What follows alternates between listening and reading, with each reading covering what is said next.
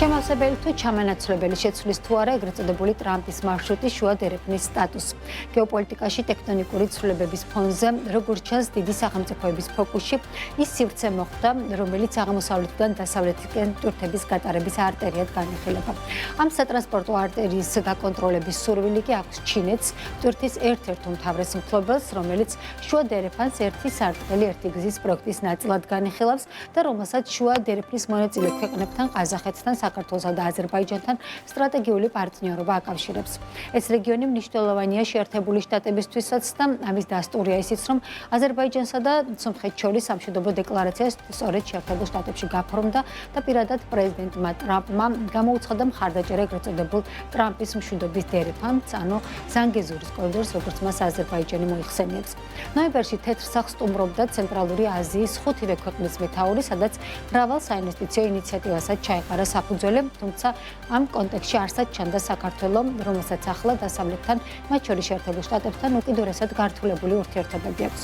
რა ბედიელი შუა დერეფანს ახალ რეალობაში და იქცევა თუ არა სამხრეთ კავკასიის და ცენტრალური აზიის რეგიონი დიდი სახელმწიფოების გავლენის მთავარ საჯილდო აქვთ. შუა დერეფანზე ჩვენ ბევრს საუბრობთ, თუმცა დღეს ვეცდებით მოვლენებს სხვა რაკურსიდან შევხედოთ.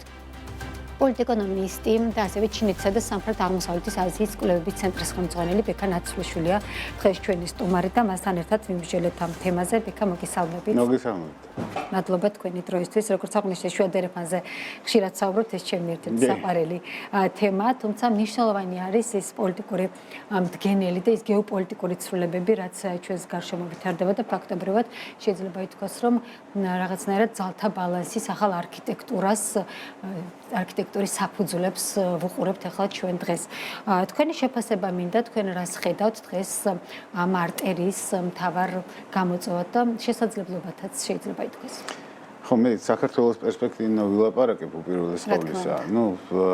ჩემი სტატია, რომელიც გამოქვეყნდა, იწყება ამ სიტყვებით, რომ აი ეს თქვათ იდეალისტური დამოკიდებულება, რომელიც ახასიათებდა არა მხოლოდ საქართველოში ექსპერტებს, პოლიტიკოსებს და ასე შემდეგ, რომ აი ყარაბაღის ომის დასრულების შემდეგ მოხდებოდა სამხრეთ კავკასიის ქვეყნების ინტეგრაცია როგორც პოლიტიკური, ისე ეკონომიკური, ცხადია ეს არ გამართლდა და არ გამართლდება გამომდინარე იქიდან, რომ უკვე იკვეთება სწორედ აი ამ დამდგარი მშვიდობის შედეგად, არა ახალი ომის, რა თქმა უნდა, მაგრამ ახალი კონფლიქტის, ეკონომიკური კონფლიქტის კონტურები, რომელიც რა თქმა უნდა გაღრმავდება გამომდინარე იქიდან, რომ ახლა აზერბაიჯანის თქვათ ეს გამოხმაურება იგივე სომხეთში ნავთობის გატარებასთან დაკავშირებით, ხო, საქართველოს გავლით და ის ძალიან ისეთ კაცრი ტონი, რომელიცაც გამოირჩეოდა ის სტატიები, სადაც ეს აღწერილი იყო და შემდგომში ვთქვათ, აი ეს მომენტი, რომ 2026 წელს უნდა განახდეს ხელშეკრულება გაზის გატარებასთან დაკავშირებით საქართველოს და აზერბაიჯანს შორის, ეს არის რიტორიკული ერთგვარი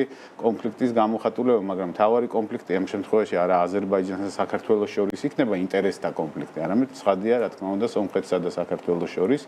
გამომდინარე იქიდან, რომ სომხეთი იძენს ერთ-ერთ ძალიან მნიშვნელოვან ფუნქციას შუა დერეფანში, ის შეიძლება გახდეს საქართველოს ჩამონაცვლებელი, ჩვენ რაღაცა ფუფუნება გქონდა იმისა, რომ სხვა ალტერნატივა არ არსებობდა, ეხლა გაჩნდა ეს ალტერნატივა და ეს რაღაცა გაურკვევლობა აგრეთვე თან სდევდა აბრეშუმის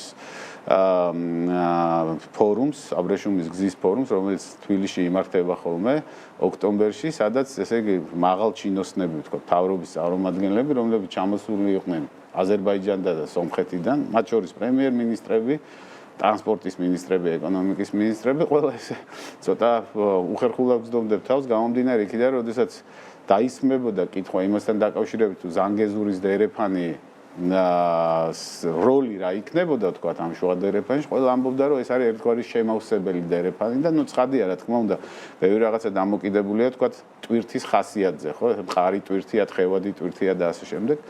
და ფასზეც რა თქმა უნდა, მაგრამ ჩვენ უნდა გავაცნობიეროთ, რომ ეს ჩვენი განვითარების ვექტორი, აი რომელსაც საფუძველი ჩაეყარა 90-იან წლებში უკვე რა ეს სამხრეთ კავკასია და ცენტრალური აზია მათ შორის უნდა გამختارიყო, ესე იგი ერთგვარი სატრანსპორტო ჰაბი და ამაზე აეწყო ეკონომიკა.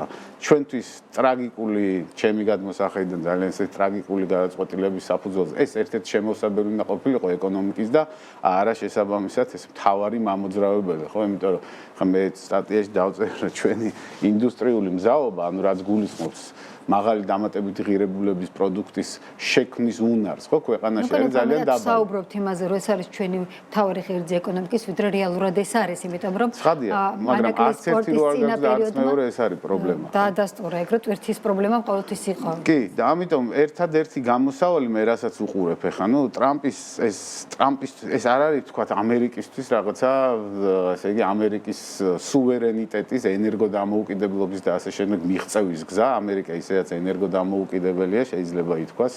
არამედ ეს არის ჩინეთის ინტერესების დამაბალანსებელი და შემაფერხებელი აი ამ ესე იგი სატრანსპორტო გზაზე გამომდინარე იქიდან რომ ესე იგი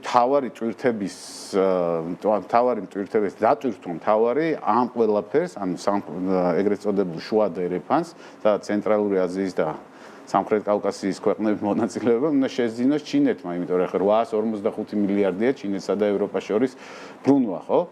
ეხლა ჩვენ წარმოვიდგინოთ დაახლოებით ესე 2021 წელს რუსეთში, ან რუსეთის ტრანსსიბირიული დერეფანი რაც არის და ეს სარკინიგზო გზა გაიარა დაახლოებით 1 მილიონმა კონტეინერმა.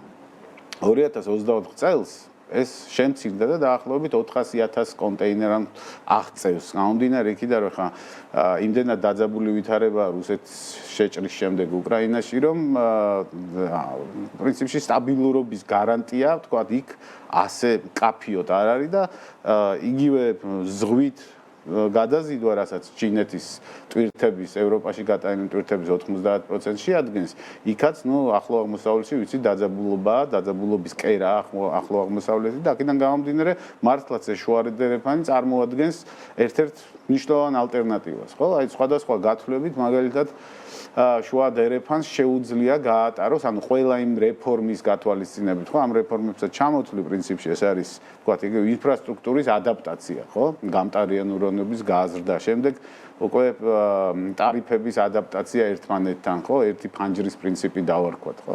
შემდეგ უკვე დიგიტალიზაცია და ასე აი ამ რეფორმების გატარების შემდეგ თუ ეს ყველა ქვეყანა თანხვედრაში ამ რეფორმებს გაატარებს, მაშინ შეიძლება მიაღწიოს ამ ყველაფერმა დაახლოებით 800,000 ესე იგი კონტეინერსაც, რაც იმას გულისხმობს, რომ საბოლოო ჯამში შეიძლება ან გაუყოთ რუსეთს, ესე იგი ამ ტვირთების გატარების ფუფუნება, ან შესაბამისად საერთოდ თქვათ პოლიტიკური გადაწყვეტილების საფუძველზე ჩინეთმა საერთოდ აქ აი ამ დერეფანზე გააკეთოს აქცენტი, ხო? ამიტომ ბევრი რაღაც არის ჩინეთის ხელში და ჩვენმა ხელისუფლებამ, რავი, ჩინეთის ხელისუფლებასთან ძალიან ინტენსიურად უნდა იმუშაოს, იმიტომ რომ სომხეთი ამას არ დათმობს, გესმით? ამდენი ხანი ეს სამი ქვეყანა, რომელიც ესე იგი როგორც სატრანსპორტო დერეფნის ფუნქციას, როგორც მზის ქვეშ ადგილს ესე უყურებდა და სომხეთმა განსაკუთრებით ეს ყარაბაღის კონფლიქტის ესე პოლიტიკურად ძალიან მტკივნეულად მისთვის, მაგრამ გარკვეული თვალსაზრისით დიდი დათმობების საფუძველზე დაასრულა ეს კონფლიქტი და აზერბაიჯანთან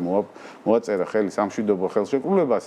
სწორედ იმიტომ გააკეთა, რომ მან სწორედ ეს ადგილი დაიმკვიდროს, სატრანსპორტო დერეფნის ადგილი დაიმკვიდროს. აი დერეფანი არ არის მარტო ტვირთის გამგზავრი. თქვენ თქვით, რომ დერეფანს მოყვება ინვესტიციები. არა, დერეფანს მოყვება ინვესტიციები, მაგრამ მნიშვნელოვანი არის ამ ტვირთსაც ვინც იღებს, ხომ? ჩინეთი ტვირთს გაიტანს, თუ არის მსურველი მეორე მხრიდანაც რომ ეს ტვირთი მიიღოს. იმ ფონზე, როდესაც დღევანდელ ვითარებაში საუბრობ, როდესაც ჩვენ გვაქვს ძალიან დაძაბული ურთიერთობა იგივე დასავლეთთან, ვინც არის ამ ტვირთის მთავარი მომხმარებელი. აი როგორ შეიძლება დაალაგდეს ეს ვითარება, რომ ფსონი და ფოკუსი გაკეთდეს ზუსტად საქართველოს გამავალ არტერიაზე და არა ალტერნატიულ დერეფნებზე, რომელიც გამოჩნდება ყოველთვის თუ რაიმე დაფრკოლება ექნება ტვირთს, ის აუცილებლად წყალივით ახალ გზას იპოვის. კეთილი. ძირითადად ტვირთები მაინც ჩინეთიდან მიემართება ევროპაში, ხო? ეხლა ჩვენ რაზე ვსაუბრობთ? ნახეთ, თუ ჩვენ გვინდა რომ ესე იგი ეს გახდეს ტრანსკონტინენტალური მაგისტრალი, მაშინ შესაბამისად ესე იგი მთავარი მოქმედი და მთავარი პროტაგონისტი ამის არის ჩინეთი და რა თქმა უნდა ევროპაც. მაგრამ თუ ჩვენ გვინდა რომ ეს დარჩეს რაღაცა რეგიონალურ ჰაბად, სატრანსპორტო ჰაბად ან მაგისტრალად და ასე შემდეგ, მაშინ ამდენი ძალისხმევა არ დაგჭირდება და რაღაცა ტვირთებს ჩვენთანაც გაატარებენ და ასე შემდეგ. მაგრამ რატო ვამბობ, რომ ჩინეთის როლი არის ყველაზე მნიშვნელოვანი და რატო უნდა იმუშაოს საქართველოს? ჩინეთის ხელში არის ამის, ასე იგი, ტრანსკონტინენტალურ მაგისტრალად გადაქცევის გასაღები. გესმით? იმიტომ რომ ეხლა მისი სურვილის მიხედვით გაივლის ეს ტვირთი. ან პოლიტიკურად თუ ჩინეთი გადაწყვეტს რომ მაგალითად ანაკლიის პორტი უნდა აშენდეს, იმიტომ რომ ჩემმა ტვირთებმა გაიაროს სამხრეთ დერეფანი გამოვიყენოს სწორედ ჩემთვის უსაფრთხო მარშრუტის საფუძველზე, მაშინ მისთვის ეს არის ერთადერთი ანაკლიის დერეფანი, იმიტომ რომ ზანგეზურის დერეფანი არ არის თვითონ თქვენ რაც თქვით, ეს არის ტრამპის შვიდობის დერეფანი და აქედან გამომდინარე, რა თქმა უნდა, ჩინეთი ეცდება რომ ამერიკის მიერ კონტროლირება დერეფანზე არ გაატაროს, იმიტომ რომ თქვენ კონტროლს ჩვენ რო საუბრობთ, ეს არ არის უბრალოდ რაღაც ინვესტიციას აკეთებს ამერიკა და სომხეთი ერთად, ხო? მიუხედავად იმისა, სულ ცოტა ხნის წინ იგი მათ დააფუძნეს საერთაშორისო სომხურ-ამერიკული უკვე კომპანია TRAPP ქვია რაღაც მსგავსი. აქედან გამომდინარე, ესე იგი მზაობა სომხეთის არის ძალიან დიდი. ეხლა ჩინეთზე არის დამოკიდებული, ხო? თუ ჩინეთი იტყვის, რომ მე მხოლოდ ჩემ ტვირთებს, თუ გინდათ რომ ეს დერეფანი გადაიქცეს ტრანსკონტინენტურ დერეფნად და ჩემ ტვირთებს გამოვატარებ მხოლოდ თქვა საქართველოზე და ამ შემთხვევაში ანაკლიაზე, რომელიც უნდა აშენდეს და რომლის თქვა მოწილე იქნება ამ შემთხვევაში ჩინეთი, მაშინ ეს დერეფანი ამ ფუნქციას შეიძენს.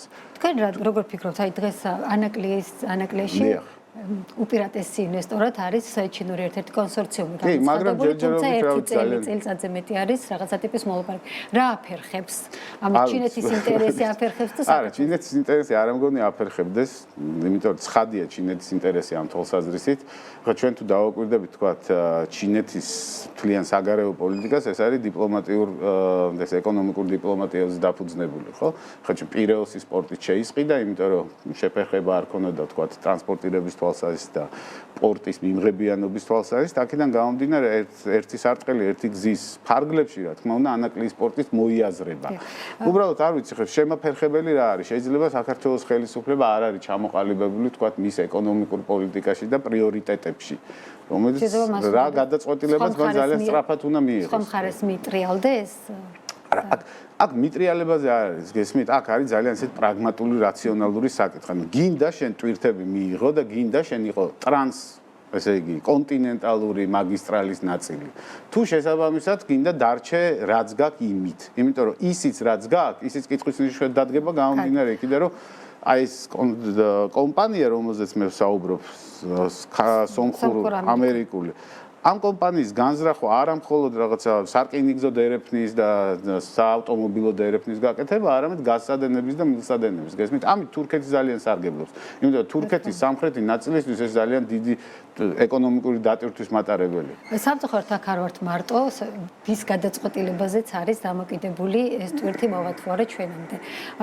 მაინტერესებს თქვენი შეფასება იგივე ყაზახეთის, აზერბაიჯანის მიმართ და მათ რა პოზიცია შეიძლება გქონდეთ ამ ვითარებაში და ჩვენ რა არჩევანი გვაქვს. როგორ ნახეთ, მე ირიბად მაგაზე მივანიშნე, ანუ თუ აი ამ დერეფანს და ამ დერეფნის მონაწილე ქვეყნებს უნდათ რომ შესაბამისად ეს დერეფანი გახდეს ტრანსკონტინენტალური, მაშინ ესე იგი ჩინეთის ტვირთები უნდა გაატარონ, ხო? ძირითადად ეს იქნება ჩინეთის ტვირთები. აქედან გამომდინარე, ჩინეთის სახელმწიფოს აქვს ამ შემთხვევაში გასაღები იმისა, რომ თქვათ ამ ქვეყნებს უთხრას, რომ აი ამ განსაკუთრებით აზერბაიჯანს ამ შემთხვევაში, რომ თუ შესაბამისად ეს ტვირთები, ჩემი ტვირთები აქ გამოივლის, ძალიან გთხოვთ, გაატარეთ ანაკლიის პორტის მეშვეობით, თუ შესაბამისად ანაკლიის პორტი დროულად აშენდა. წინააღმდეგ შემთხვევაში, თუ ეს დარჩა, ვთქვათ, რეგიონალური სატრანსპორტო დერეფანი, მაშინ ამ საუბარს, რა თქმა უნდა, აზრი არ აქვს. მე მაინტერესებს თქვენი შეფასება, იგივე ამერიკას აქვს ინტერესი და ახსენეთ კიდევაც, რომ უკვე დაფუძნებულია კომპანიაც, მის დიდი ინტერესი ჩანს მაინც ამაში, რომ აქ იყოს ამერიკა ძლავრად წარმოდგენილი, თუნდაც ვთქვათ, ჩინეთის დამაბალანსებლად. როგორ ფიქრობთ, აი საქართველოს ხელისუფლების პოზიცია, რაც დღეს არის, დღევანდელი მართველი ელიტის, რამდენად სწორი არის იმ კონფრონტაციების გათვალისწინებით, რაც დღეს აქვს ამერიკასთან და დასავლეთთან? არ ვიცი, რიტორიკის დონეზე ამ ბოლო დროსაც ტრამპი აირჩიეს, მე მგონი კონფრონტაციას კი არა, პირიქით რაღაც ისეთ ცოტა შედარებით რაღაცა. შეიძლება არ დაგიკითხოთ.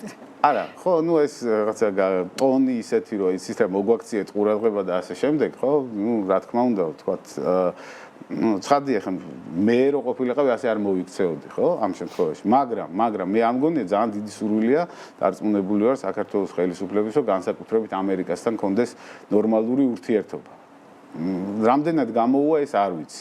ამ შემთხვევაში მე წმინდა ეკონომიკურ განზომილებაზე ვსაუბრობ, იმიტომ რომ კიდევ ერთხელ ვამბობ, ამერიკას აქ თითქმის წმინდა ეკონომიკური თვალსაზრისით, გეოპოლიტიკური კი, მაგრამ ეკონომიკური თვალსაზრისით ამ დერეფანთან არაფერი არის აქ. მან გეოპოლიტიკური თვალსაზრისით ცხადია, ის ცდილობს, რომ შესაბამისად ესე ჩინეთის ინტერესები, როგორ გითხრათ, დააკნინოს ამ რეგიონში, ხო?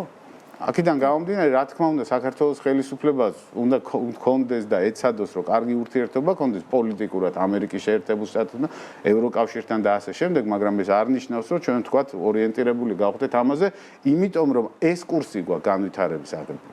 გესმით, ანუ ჩვენი მთელი ეკონომიკური პოლიტიკა, რაც არ უნდა ტრაგიკულად ჟღერდეს, არის დაფუძნებული სატრანსპორტო დერეფანზე და ტურიზმზე. ჩვენ რო სხვა ის წარმოებით უნარიანობა მაღალი რო გქონდეს, ტექნოლოგიურად განვითარებული რო იყოთ, პროდუქტს რო უშვებდეთ ისეც, რომელიც არის კონკურენტუნარიანი, მაშინ შეიძლება ეს ყოფილიყო ერთ-ერთი შემოусებელი, მაგრამ მთელი შენი ტრაექტორია ეკონომიკის განვითარების ზედმეტ დაეფუძნა ამას არასწორად. ეს არის ძალიან ესეთი მძიმე ვითარება. ამ ვითარებაში გამოსავალი გვაქვს, რომ მთელი რესურსი მივმართოთ იმაზე, რომ ეს არჩეული ეკონომიკური პოლიტიკა ამ ვითარებაში გამოსავალი გვაქვს, რომ სწორი საინვესტიციო პოლიტიკა გავატაროთ. საინვესტიციო პოლიტიკა ნიშნავს, რომ აი ის შესაძლებლობას, რასაც იძლევა ეს დერეფანი, ხოლმე დერეფნად არ დაჩნდეს, არამედ ღირებულებად და ჯაჭმა აგრეთვე გადმოინაცვლოს საქართველოშიც, ჩვენ გავხდეთ რაღაცის მწარმოებლები, ну ყოველ შემთხვევაში ის ინვესტიციები მოვიზიდოთ, რომელიც რაღაცის წარმოებას გულისხმობს, ხო? გინდა ჩინეთიდან, იმიტომ რომ მე პერსპექტივა სხვა ინვესტიციები საქართველოში დღესდღეობით ვერ ხედავ. აი ჩვენ თუ ნახავთ მაგალითად, აი შევხედოთ თავისუფალი ვაჭრობის ხელშეკრულებას ევროკავშირთან, ხო? მანამ ურთიერთობები გაფუჭდებოდა, მანამდეც არ გამოირჩეოდა ევროკავშირი, თქვათ, აქ ინვესტირების დიდი სურვილით. გესმით, სამხრეთ კავკასიაში. ხვდებით, აქედან გამომდინარე, მე რასაც უყურებ, ერთადერთი, ვინც ამ სურვილს გამოხატავს, არის ჩინეთი. ხა ჩვენ თუ ამას იდეოლოგიურად შევხედოთ, რომ ვინ სად არის ეს კომუნისტური მთავრობა, სად დემოკრატიული და ასე შემდეგ და ასე შემდეგ, ეს ეკონომიკა არ იწყობა. იდეოლოგიებზე სამწუხაროდ ეკონომიკა არ იწყობა. ეკონომიკა იწყობა ძალიან პრაგმატულ გადაწყვეტილებებზე, განსაკუთრებით კერძო სექტორის, ხო და კერძო სექტორი ნაკლებად უყურებს, თქვათ, ამ იდეოლოგიურ დამოკიდებულებებს. ნახოთ რა გადაწყვეტილებას მივიღებთ და რამდენად სწორ ნაბიჯებს ავჭერთ, ისე თავისუფალი ვაჭრობის ხელშეკრულება არც მოიაზრებდა მაინც და მაინც ევროპულ ინვესტიციებს, მოიაზრებდა იმას, რომ ჩადებულიყო ინვესტიცია ისეთი ტიპის პროდუქტებში, რომელიც თავისუფლად გაიყიდებოდა ერთ-ერთი პოლიტიკური პარტიის მიერ. მე ვიყავი ევროპასთან ინტეგრაციის კომიტეტის თავმჯდომარის მოადგილე. ან ყველა მოლაპარაკებას ვესწრებოდი, რაც პარლამენტის დონეზე მიმდინარეობდა. ან ყოველთვის ჰქონდა ლაპარაკი, რომ აი, რასაც ვაკეთებთ, ნახეთ, ეს დამოკიდებულება, რო იცით რა, მოდი ჩავატაროთ საქართველოს ევროპის დღეები და რაში უნდა გამოხატულიყო ევროპის დღეები, რომ თქვათ, აი რაღაცა გვეთქვა სკოლებისთვის და იმ ობიექტებისთვის, რომ აი რომელიც ევროკავშირმა თქვათ, როგორ გითხრათ, გარემონტება შეუწყო ხელი დააფინანსა, რომ გაეკრათ, თქვათ, ევროკავშირის რაღაცა ეს, რა ქვია, სტიკერი, მაგრამ ნახეთ, ყოველთვის ვამბობდი, რომ თუ ჩვენ გვინდა რომ შესაბამისად აი ეს რუსეთის ესე ჰიბრიდული ძალა და ასე შემდეგ შევაჩეროთ კავკასიის კარიბჭესთან, მაშინ შესაბამისად ჩვენ გვჭირდება მარშალის გეგმა. ამას ვლაპარაკობთ დაახლოებით 10 წლის წინ. ძალიან შორს აღყვა სამწუხაროდ. არა, რატო გეუბნებით, იცით რომ ეს მარშალის გეგმა რა არის? ეს არის ტექნოლოგიის ტრანსფერი, ეს არის ფულადი ტრანსფერი და შესაბამისად ეს არის ეკონომიკის განვითარება. როგორც ამერიკამ მეორე მსოფლიო ომის შემდგომ ხელი შეუწყო. არა, მესმის, მაგრამ ეხლა თუ ამას არ გავაკეთებთ, მაშინ შესაბამისად ვინც ამას აკეთებს და ამ შემთხვევაში ეს არის ჩინეთი, მასთან უნდა გქონდეს მჭიდრო ეკონომიკური ურთიერთობა. იმიტომ რომ ჩვენ დანაზოგები იმდენი არ გვაქვს, გესმით, რომ ჩვენ თვითონ რაღაცა ამ ეკონომიკის განვითარებას ხელი შევუწყოთ. ძალიან დიდი მადლობა სტუმრობისთვის, თქვენი აზრით. ცოტა პრაგმატულად უნდა უყუროთ რაღაცებს. რა თქმა უნდა, პრაგმატიზმი ძალიან მნიშვნელოვანი არის. პოლიტეკონომისტი და ჩინეთის და სამხრეთ აღმოსავლეთ აზიის კვლევის ცენტრის ხელმძღვანელი ბექა ნაცვლიშვილი იყო ჩვენთან ერთად.